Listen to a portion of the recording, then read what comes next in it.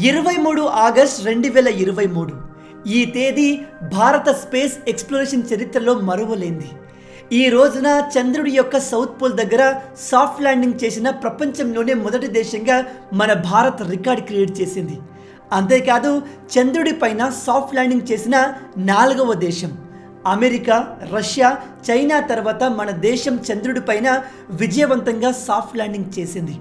Vikram lander నుంచి మన rover బయటకు రాగానే ఇస్రో ఒక అద్భుతమైన వీడియోని మనతో షేర్ చేసుకుంది. ఆ వీడియో క్లిప్ని కూడా నేను ఈ వీడియోలో చూపించబోతున్నాను. నిజం చెప్తున్నాను, ఆ వీడియో చూశాక మీరంతా కూడా ఇస్రో విషయంలో ఎంతో ప్రౌడ్గా ఫీల్ అవుతారు.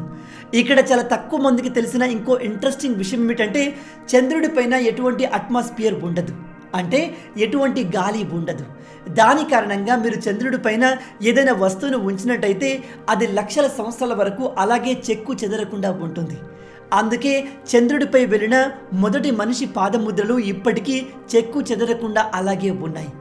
అయితే మన ల్యాండర్ కూడా మన దేశానికి సంబంధించిన ఒక సింబల్ని చంద్రుడి ఉపరితలం పైన ప్రింట్ చేయబోతుంది. అదెలా అంటే మన రోవర్ చక్రాలపైన మన దేశపు ఎంబ్లం అలాగే ఇస్రో లోగోని ప్రింట్ చేశారు. దీంతో ఈ రోవర్ ఎంత దూరం అయితే చంద్రుడిపైన నడుస్తుందో ఆ మార్గం మొత్తంలో ఈ సింబల్స్ని ప్రింట్ చేసుకుంటూ పోతుంది. మళ్ళీ చెప్తున్నాను, చంద్రుడి ఉపరితలం పైన ప్రింట్ అయిన మన దేశ ఎంబ్లం ఇస్రో లోగో రాబోయే వందల వేల సంవత్సరాల వరకు అలాగే ఉండబోతుంది. ఇది నిజంగా ఎంతో గర్వించదగ్గ విషయం.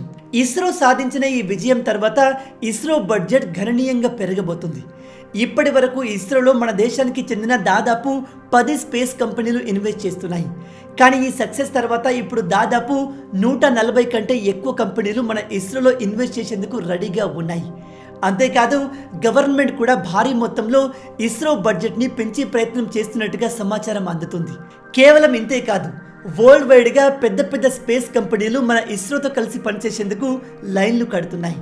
ఉదాహరణకి జపాన్కి చెందిన జాక్సా స్పేస్ ఎక్స్ప్లోరేషన్, అలాగే యూరోపియన్ స్పేస్ ఏజెన్సీ కూడా ఇస్రోతో మరిన్ని మిషన్స్లో కలిసి పనిచేసేందుకు ఇంట్రెస్ట్ చూపిస్తుంది.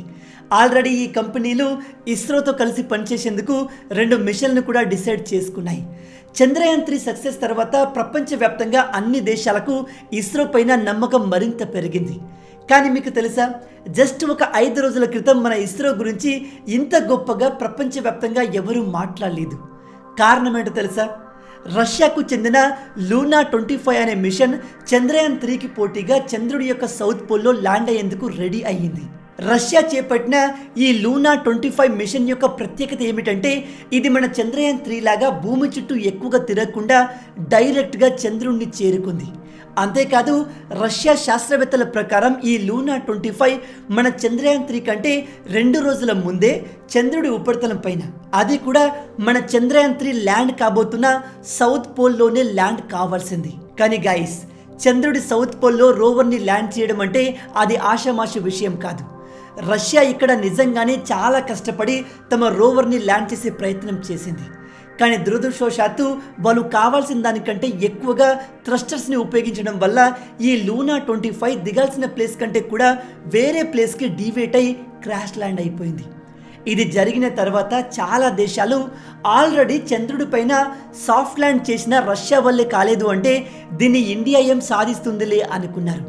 కానీ మన ఇస్రోకి తమ మీద ఫుల్ కాన్ఫిడెన్స్ ఉంది. ఎందుకంటే మన ఇస్రో ఎప్పుడు కూడా మన పవర్ని, మన టెక్నాలజీని ఇతర దేశాలకు చూపించాలి అనే ఉద్దేశంతో ఎటువంటి ప్రయోగాలు చేయదు. ఆల్రెడీ చంద్రయాన్ 2 విషయంలో మనం ఫెయిల్యూర్ని చూసాం.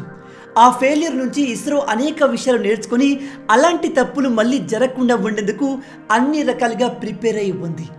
సింపుల్గా చెప్పాలంటే ఇస్రో ఈసారి ఒక పక్కా ప్లానింగ్తో చంద్రుడి పైన ల్యాండ్ అయ్యేందుకు రెడీగా ఉంది. మీ అందరికీ తెలుసు, దెబ్బతిన్న సింహం యొక్క గర్జన అతి భయంకరంగా ఉంటుంది. చంద్రయాన్ 2 ఫెయిల్యూర్ తర్వాత ఇస్రో కూడా ఒక దెబ్బతిన్న సింహం లాగే ఈసారి ఖచ్చితంగా సక్సెస్ అయ్యేందుకు పర్ఫెక్ట్ ప్లాన్తో రెడీగా ఉంది. అయితే ఇస్రో చంద్రయాన్ 2 తర్వాత చంద్రయాన్ 3లో ఖచ్చితంగా సక్సెస్ సాధించేందుకు ఎలా ప్రిపేర్ అయింది? అసలు ఈ చంద్రయాన్ 3 మిషన్ యొక్క లక్ష్యం ఏంటి? ఇస్రో చంద్రుడి పైన ఏం చేయబోతుంది? ఈ చంద్రయాన్ 3 మిషన్ ద్వారా మనకు యూజ్ ఏంటి? ఇలాంటి అనేక విషయాలను మనం ఈ వీడియోలో ఇన్ డీటెయిల్గా తెలుసుకోబోతున్నాం. కానీ ఎప్పటిలాగే వీడియోలోకి వెళ్ళే ముందు మీ అందరికీ ఒక చిన్న క్వశ్చన్. ఇస్రో సూర్యుడి గురించిన డీప్ స్టడీ చేసేందుకు ఒక మిషన్ని కండక్ట్ చేయబోతుంది. ఆ మిషన్ పేరేంటి? Number 1 Mangalyaan 2, number 2 Aditya L1, number 3 Nisar, number 4 Artemis 2. మీ ఆన్సర్ని కింద కామెంట్లో చెప్పండి. చూద్దాం మీలో ఎంతమంది కరెక్ట్గా ఆన్సర్ చెబుతారు అనేది. దీనికి రైట్ ఆన్సర్ నేను వీడియో ఎండ్లో చెప్తాను. కాబట్టి వీడియోని ఏమాత్రం స్కిప్ చేయకుండా పూర్తిగా చూసి అన్ని విషయాలు తెలుసుకోండి.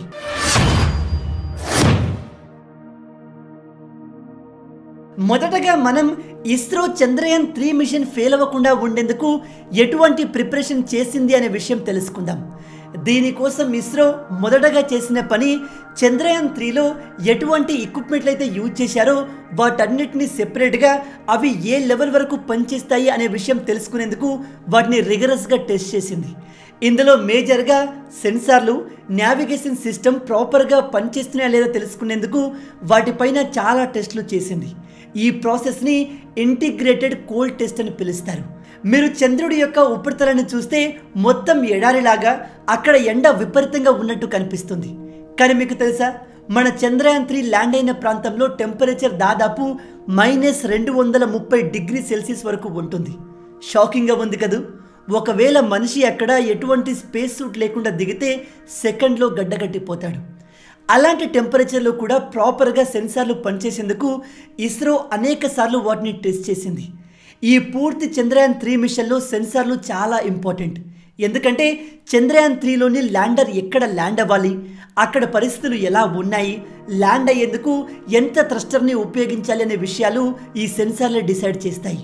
వీటిలో ఏ ఒక్కటి పనిచేయకపోయినా పరిస్థితి చంద్రయాన్ 2 లాగా మారుతుంది. ఎందుకంటే చంద్రయాన్ 2లో జరిగిన మిస్టేక్ ఇదే. చివరి క్షణంలో చంద్రయాన్ 2 సెన్సార్లు సరిగా పనిచేయకపోవడంతో థ్రస్టర్లు ప్రాపర్గా ఆపరేట్ చేయకపోవడం వల్ల చంద్రయాన్ 2 విషయంలో మనం కొంత ఫెయిల్యూర్ను చూసాం. నేను ఇక్కడ కొంత ఫెయిల్యూర్ అని ఎందుకు అంటున్నానంటే చంద్రయాన్ 2లో మనం కంప్లీట్గా ఫెయిల్ అవ్వలేదు. ఎందుకంటే చంద్రయాన్ 3 చంద్రుడి పైన సక్సెస్ఫుల్గా ల్యాండ్ అయ్యేందుకు మనం చంద్రయాన్ 2 టైంలో పంపిన ఆర్బిటర్నే ఉపయోగించాం. ఇది ఇంకా ప్రాపర్గా పనిచేస్తుంది. ఆ తర్వాత ఇస్రో చంద్రయాన్ 3లో ల్యాండర్ యొక్క థ్రస్టర్ని టెస్ట్ చేసింది. ఎందుకంటే థ్రస్టర్లే ల్యాండర్ యొక్క స్పీడ్ని 6000 km/h నుంచి 0కు తీసుకొస్తాయి. ఈ చంద్రయాన్ 3లో 2 రకాల థ్రస్టర్లు ఉపయోగించారు. మొదటిది LAM, లిక్విడ్ అపోజీ మోటార్. ఇది ల్యాండర్ యొక్క కింది భాగంలో మధ్యలో ఉండి కంటిన్యూగా థ్రస్ట్ ఫోర్స్ని అందిస్తుంది. రెండవది రియాక్షన్ కంట్రోల్ థ్రస్టర్స్. ఇవి ల్యాండర్ యొక్క రొటేషన్ని, డైరెక్షన్ని చేంజ్ చేసేందుకు ఉపయోగపడతాయి. ఇస్రో ఈ 2 రకాల థ్రస్టర్లను అనేకసార్లు టెస్ట్ చేసి ఇవి ప్రాపర్గా పనిచేసేలా అన్ని రకాల జాగ్రత్తలు తీసుకుంది. మూన్ పైన సాఫ్ట్ ల్యాండింగ్ కోసం సెన్సార్లు, థ్రస్టర్లు ఎంతైతే ముఖ్యమో ఆ ల్యాండర్ యొక్క లెగ్స్ కూడా అంతే ఇంపార్టెంట్.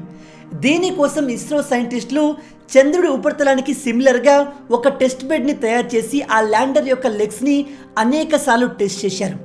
ఇక్కడ చంద్రయాన్ 2లా కాకుండా చంద్రయాన్ 3 లెగ్స్లో డాంపర్స్ని అమర్చారు. ఇవి చంద్రయాన్ 3 చంద్రుడి ఉపరితలం పైన ల్యాండ్ అయినప్పుడు క్రియేట్ అయ్యే ఇంపాక్ట్ ఫోర్స్ని రెడ్యూస్ చేస్తాయి, షాక్ని అబ్జర్వ్ చేస్తాయి. ఈ విధంగా చంద్రయాన్ 3లో ఉన్న అన్ని పరికరాలని పూర్తిగా టెస్ట్ చేసిన తర్వాతే ఇస్రో దీన్ని సక్సెస్ఫుల్గా లాంచ్ చేసింది. అంతేకాదు చంద్రయాన్ 3 కంపల్సరిగా చంద్రుడి పైన సాఫ్ట్ ల్యాండింగ్ చేస్తుంది అని ఇస్రో టీంకి ముందు నుంచే గట్టి నమ్మకం ఉంది.